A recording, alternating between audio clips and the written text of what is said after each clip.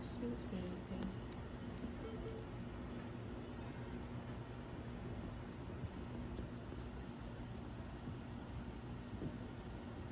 Your little brother.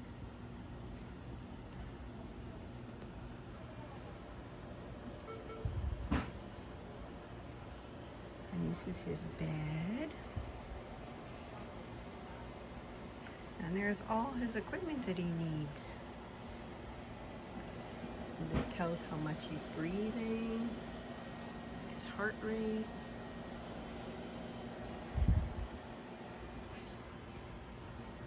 We gotta put this towards the baby though. Huh? We gotta face this towards the baby.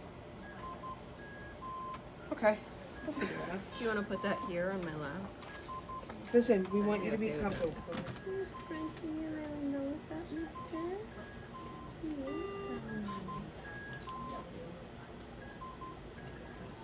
We've got 12 kids. Half the time in the kitchen we're all on top of each other. You are fine. Can you see him okay? Oh, I can see him fine. Yeah. Are you comfortable? Yep.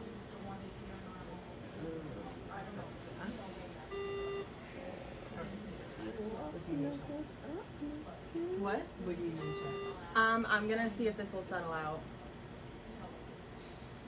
I don't think his core temperature is 22. Yeah.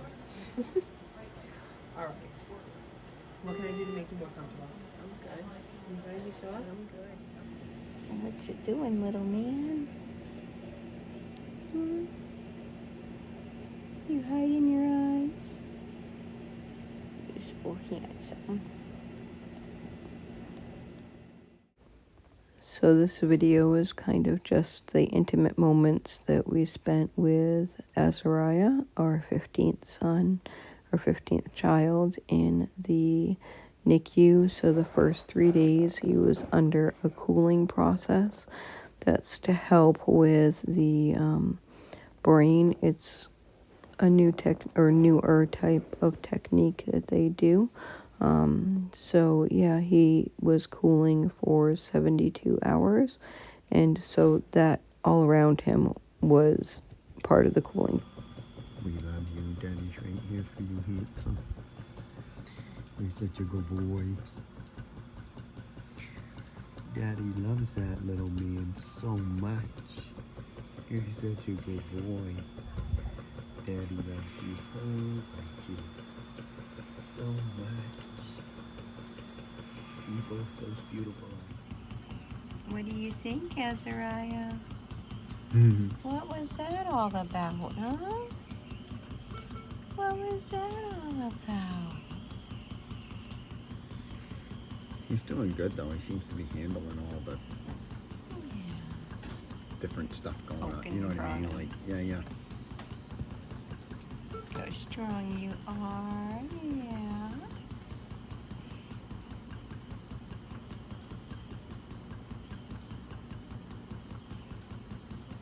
Love you.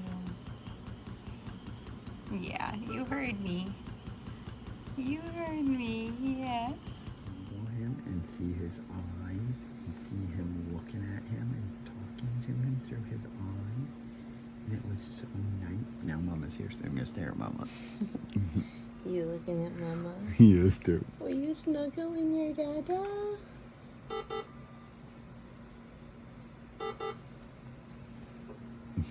He is too. He's like, no, I see Mom. I think one of the biggest challenges being in the NICU is you just want to pick up your baby and hold your baby and love on your baby, and you can't do it all the time. So all those small times that you can do it are just so very precious. And some days are really, really hard.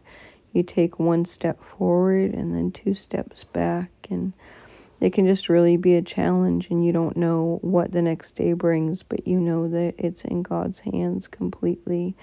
And you just have to give all control, not only over to doctors in one way, but also to the Lord. Okay.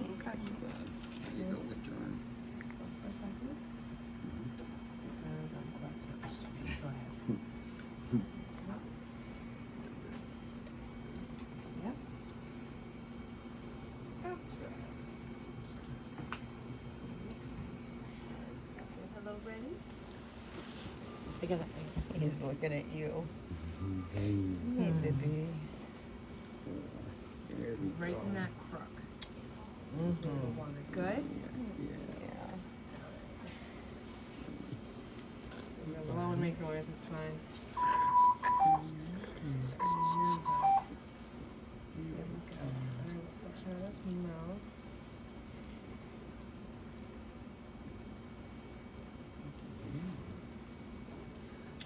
Just saying.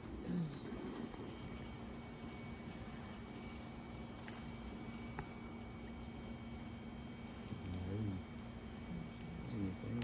You think we're all crazy? I'm gonna go get one. Like, We're all crazy? Thank you. God chose us. He chose our family to be part of his life right now. And he chose my children to be siblings to him. And so we're just going to take every minute and every moment to love him and to cherish him.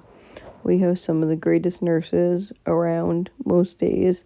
We have, oh my goodness, people just, Azariah has touched so many lives just in so many different ways. But we're just so blessed to have him and so grateful that he's in our lives every day that he is.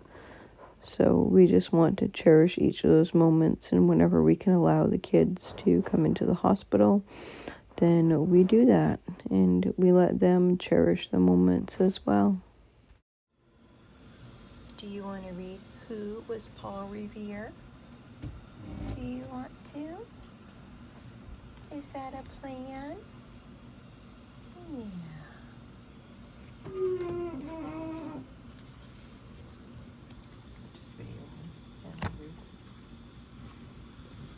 Revere.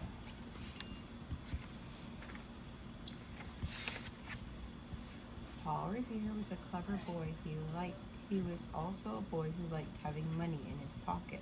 At 15, he came up with a smart idea for a business. Near his family's home in Boston, Massachusetts, was an old North church.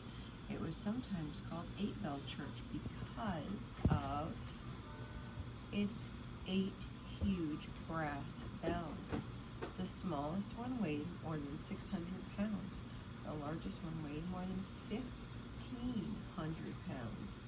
Bell and ringers pulled ropes on bells to move them. Each bell had made a different chime altogether. Ringing bells sounded beautiful. To this day, they are considered the best bells in Boston. Did you know that? The best bells in Boston, that's where you are. Yeah. Bells weren't just rung on Sunday mornings. They were, oh my goodness. Oh my goodness, were you looking for me? Yeah. Do you want me to stand up? Hi. I can stand up to read. The bells weren't just rung on Sunday morning. There was a fire. If there was a fire, they were rung. When somebody died, the bells rang out to the number of the person's age. The bells were rung for many reasons. Paul figured that the church might need extra bell ringers.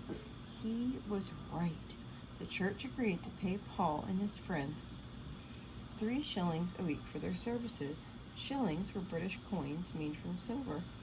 At that time, everyone in Massachusetts used British money. That's because the colony belonged to Great Britain. It was one of the 13 British colonies in America. Paul wanted to make sure that all the bell ringers did their fair share of work. So he wrote up a contract. It described what the boys had to do as bell ringers. It said that every 3 months, a different boy would hand out the money. New members could only join if everyone in the group voted them in.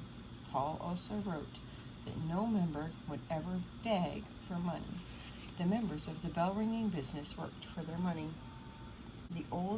The Museum of the Old North Church. It is neatly written. Paul's handwriting is quite fancy. Want to see? Do you want to see? Yeah, the contract says much about Paul Revere. He was a boy who believed in fairness. He didn't care about being a boss. The boys would take turns being in charge of the money. The group, not Paul alone, would make decisions. This was an important idea at that time, especially in Boston. Many people resented how powerful the king was.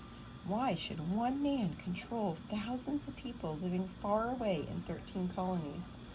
Bell ringing was also the right business for Paul Revere. In the 18th century, telephones, television, and computers were all in the far future. Bell ringing signaled big news. The people of Boston would flock to churches to find out what's going on.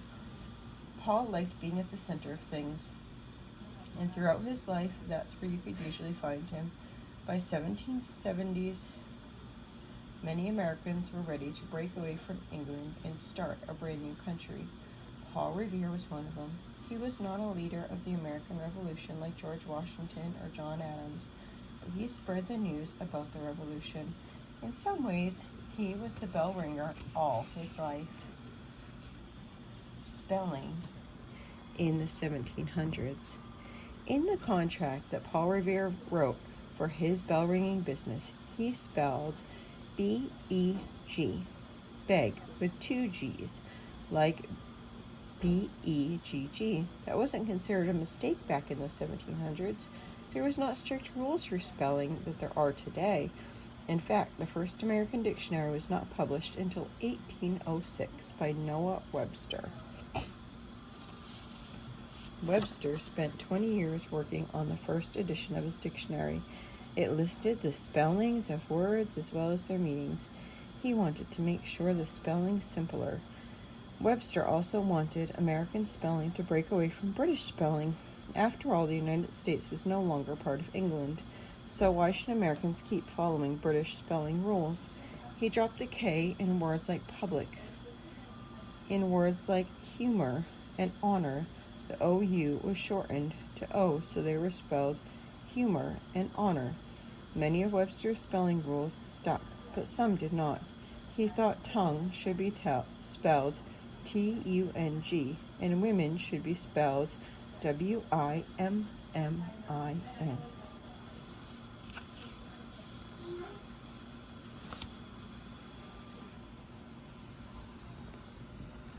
What do you think? Do you think that your brothers and sisters would like that book? Liked Paul Revere. Maybe we'll go visit some places. We'll see. Love. Just a couple photos or whatever of our visit together. My daughter made a cute little hat and a little octopus for him. So special. She's 12 and such a blessing to him. All the little kids giving him a little love. They wanted to get selfies with him. They're so cute. They're so precious. And they just love him so much. So that was pretty much our journey up until now. This last picture, is something that my husband just sent me this morning. So yeah, such a blessing.